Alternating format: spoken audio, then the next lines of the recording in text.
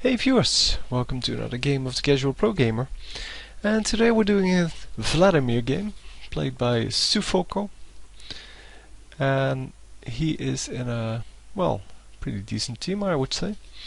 A team with kind of Blitzcrank as the tank and General Disruption. Urgot, who has a disruption in his ultimate as well. Then they have here Lux as the AP carry, Teemo as the AD carry. Lux has a stun, of course. Teemo has, well, a blind, I guess. But if you're lucky and you hit your mushrooms, you also have a slow, so that's good.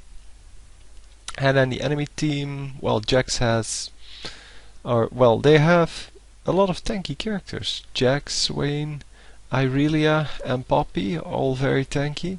Only Ashe really the weak one in the bunch. And also, Jax has a stun, although it's not always usable. Swain has a snare, which is not always usable. Ashe has a skill shot stun, so that's going to be the big stun. Irelia has a circumstantial stun, and Poppy has a circumstantial stun. So, yeah, CC wise, they should outclass the opponent. Of course, Blitzcrank's grab is also a skill shot, but Urgot's is not, and Lux's is a skill shot. So, all in all, it's going to rely a lot on skill shots here, whether or not you win a team fight, or well, any fight with more than, I guess, 2 players in it. Because if Lux can land her snare, for example, she will have a good chance of escaping. But if she doesn't, then it's going to be a lot harder to escape. Anyway, lining up here on the top of the lane, on the opponent's side, which is a risky thing to do, of course. But since there's no jungler, it is less risky, and you know that there's probably going to be someone coming in from the top, and not from the river or something. Of course, coming in from the river is very dangerous. We saw that in one of the previous games. Cannot remember which game, but there somebody came in from the river after helping the jungler, and they were just waiting for her in, because I think it was a very weak character, but I cannot remember who it was. But she came in here, and then they were waiting for her here, and then they just killed her. I think no, I really don't remember who it was, but I think it was a female character, and there's a lot of them, so really don't remember. But it is a big mistake doing something like that, because early game, the 300 or 400 gold in this case, because it was of course first blood, if you're walking up to the first minion wave. But if you lose 400 gold early on, that is a huge deal. And yeah, less of a big deal if you're in the low ELO, but yeah, you should always play like you are in the high ELO, even though you're not. Because most of my viewers seem to be around, well, 12 to 1400 ELO. Which is fine, because that's why we learn from each other. We learn by actually seeing what we do wrong, and yeah, that's also why I cast the high ELO games, because there you can see how to actually perform things, and how to actually how you should actually play your character. And then we see the difference in these kind of games. So up to level 3 already, and we immediately see the difference with, for example, Hotshot's build, or Big Fat Gigi's build. Going for Transfusion first, I'm assuming I didn't actually see his first skill, Big. but normally Transfusion is skill number 1, and normally the Tides of Blood is skill number 2. And then skill number 3 is Transfusion once again, and then skill number 4 is normally Sanguine Pool, because you don't need it very early on. And here it would have made a big difference if he had this, because then he could have damaged the Irelia a lot more. So if he had Tides of Blood, and he really doesn't need the Sanguine Pool very early on, because he's quite tanky.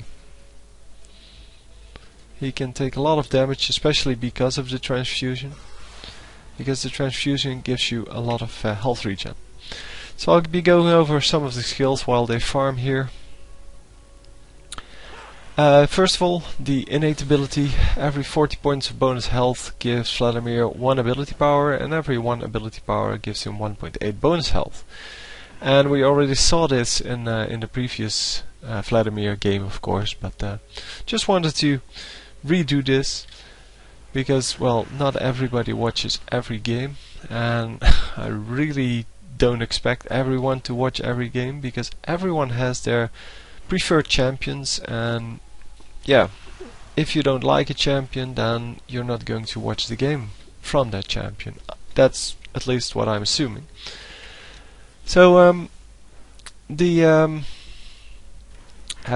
ability power you buy actually goes into health, and the health you buy goes into ability power.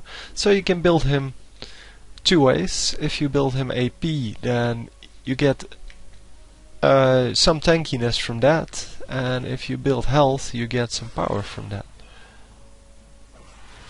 So in this case, choosing to go Amplifying Tome first, and of course the ability power runes, and both of them make that he has over 80 more health now, so very early on, without having any health items, and that's a big deal. I mean, as you might know or might not know, I normally go for, with the weak characters like Teemo, I go for one of the Doran's items first, because they provide about 100 life, the shield a little bit more, 120. But this 100 life makes all the difference between staying alive and dying. So if you can start off with about 80 more health, just for, well, having this as an innate ability, that is huge, because you can still go AP, so you can still buy your AP item and get a huge chunk of life extra, and that's good. So the Transfusion then. Transfusion is basically a single target nuke.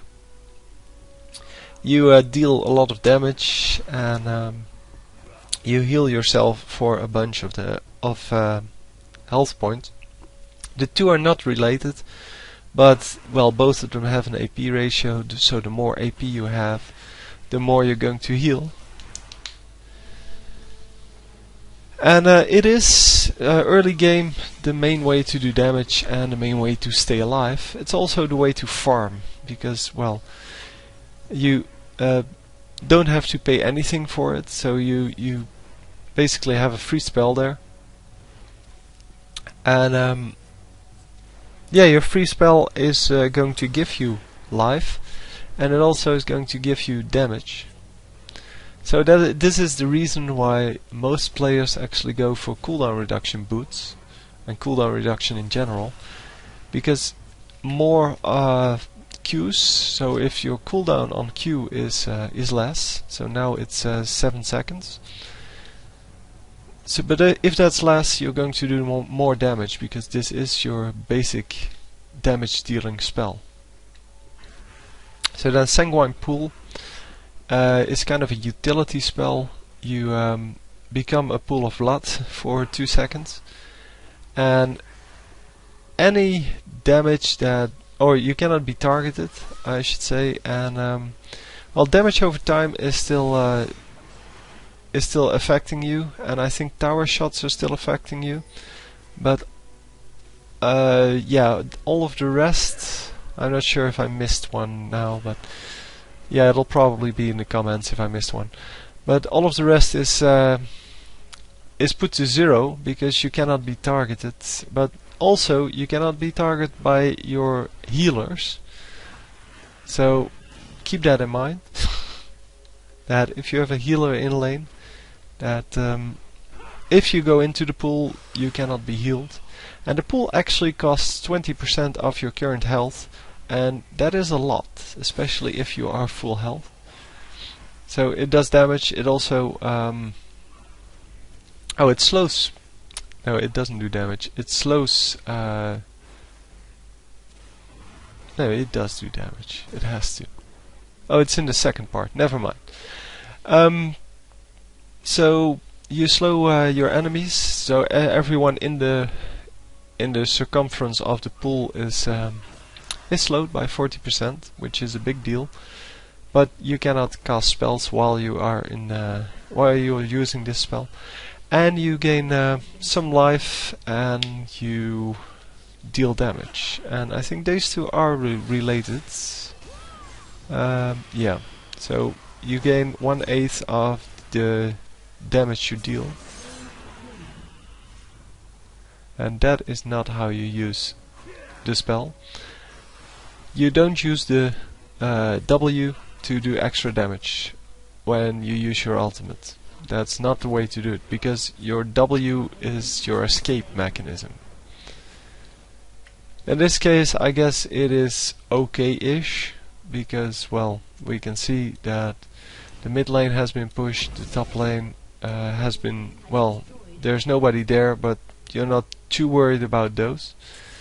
And, well, they just killed both of their own champions, so there's nobody coming for him. And that is why it is okay in this case, but it's still not the best way to do it. Of course, if that's the only way you're going to get the kill, then sure, go for it. But in the last Vladimir game, we saw what it actually does when you use your pool to farm. And your pool is really your escape mechanism, and you should use it as such. Yeah, in this case he should have slowed the enemy Jax with his pool, and that way he might have saved the, forgot his name, Urgot. So as I said, it's more of a utility spell, not a damage spell, although it does do quite a lot of damage. It's 15% of your bonus life, so bonus health, and that's this, so that's from your innate ability. So basically it's linked to AP. And so 15% of 180% of your AP.